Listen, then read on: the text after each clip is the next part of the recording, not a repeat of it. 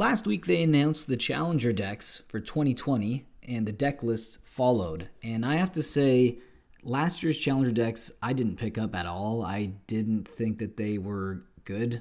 I thought the first series was actually fantastic. It really jump-started... jumpstart funny. It really got people into Standard more. Yeah, there was a bit of a pushback because people were upset that the card values would tank because they're reprinting, really good cards like Walking Ballista in another product. So it would dilute the market, change the prices. But you know what? It's not all just about prices. Sometimes it's about having fun. And the best way to get into Standard, I think, is to not buy booster boxes and open them. It's to actually wait for the Challenger decks to come out because they're going to have some nice reprints. And just like you're going to see with this year, they have quite shocking reprints, actually. And some of them are just unbelievable. These decks, we'll talk about the first one, Allied Fire, mostly because they have 4 Narset Parter of the Veils, one of the best, it is the best uncommon in War the Spark. It's a card that goes in a lot of decks in Standard. It's also in Modern. It's also in Legacy. It is an uncommon that I think is going to hold a lot of value, even if it's reprinted in this fashion, and it's going to be a lot of them on the market. I think it's a fun card. Some people think it should be banned, and obviously Wizards of the Coast doesn't think so if they're going to be reprinting it in a 4-of in a Brawl deck. So that is quite interesting.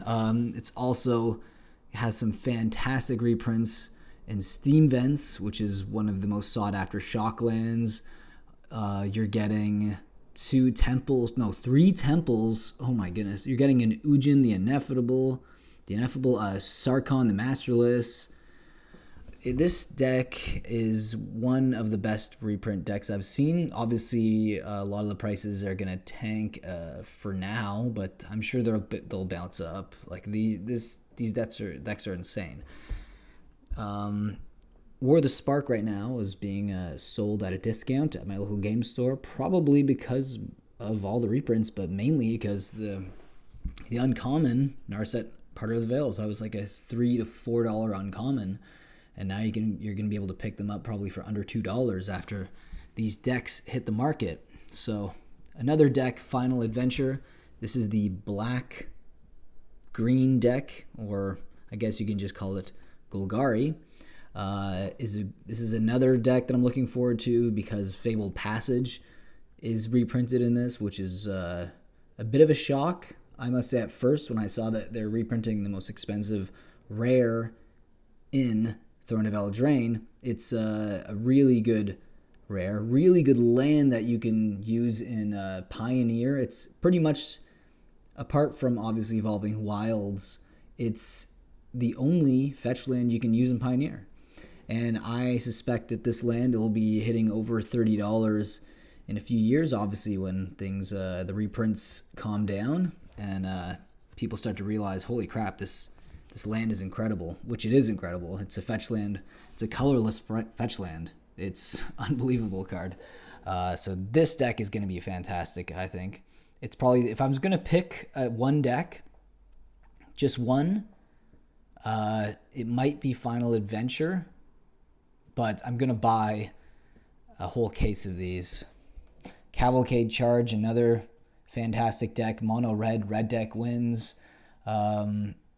This one is like, even though it's right now the most expensive deck on paper, but I think this one will probably hit the hardest with the prices declining because a lot of the value in it is in some of the uncommons, like Light Up the Stage.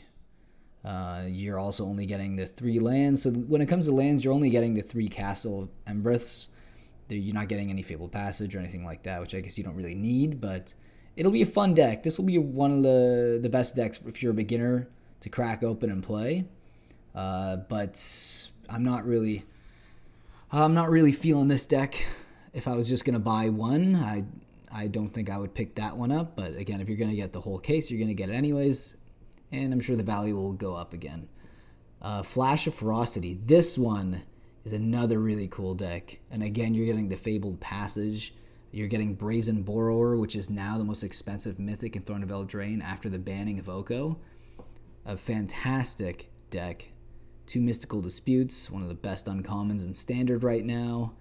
It is a deck that looks quite enjoyable to play. It's a bit shocking at the amount of reprints. But again, I had a feeling they were going to come out hard with the new Challenger decks just because last year's was such a letdown. I was very critical of it. I think one of the only people who I saw on YouTube who were actually defending it, surprisingly, was Rudy from Alpha Investments. But I guess if you buy a lot of it and you're planning to sell it to patrons and trying to sell it in general, when the negativity is so hard, you kind of have to move your product, and you have to be positive in that regard. But I don't sell any of the product I buy. I just hold on to it, and I open some of it and I enjoy it, and sometimes I do it on camera.